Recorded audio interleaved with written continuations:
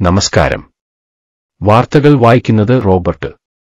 ഞാൻ artificial intelligence ആണ്.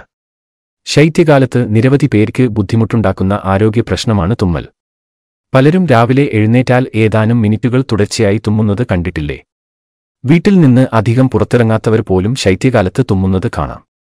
ശൈത്യകാലത്ത് കാറ്റിന്റെ ഭീഷണി കൂടി ഉള്ളതിനാൽ വായുവിലൂടെ പൊടിപടലങ്ങൾ നിങ്ങളിലേക്ക് എത്താൻ സാധ്യത കൂടുതലാണ്.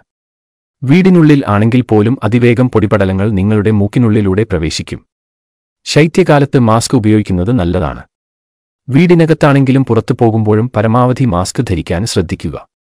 ബെഡ്റൂം, അടുക്കള, ഹാൾ എന്നിവ ആഴ്ചയിൽ ഒരിക്കൽ നന്നായി വൃത്തിയാക്കുക.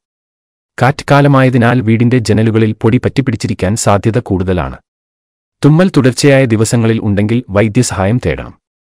ഒരു കാരണവശാലും അലർജിക്കുള്ള മരുന്ന് സ്വയം തീരുമാനത്തിൽ കഴിക്കരുത്. രാവിലെ തുടർച്ചയായി തുമ്മൽ ഉള്ളവർ എഴുന്നേറ്റ ഉടനെ നേരിയ ചൂടുള്ള വെള്ളത്തിൽ മുഖം കഴുകുക. മൂക്ക് നന്നായി വൃത്തിയാക്കണം. തിളപ്പിച്ച വെള്ളം കുടിക്കുകയും അത് ഉപയോഗിച്ച് തൊണ്ട ഗാർഗിൾ ചെയ്യുകയും വേണം.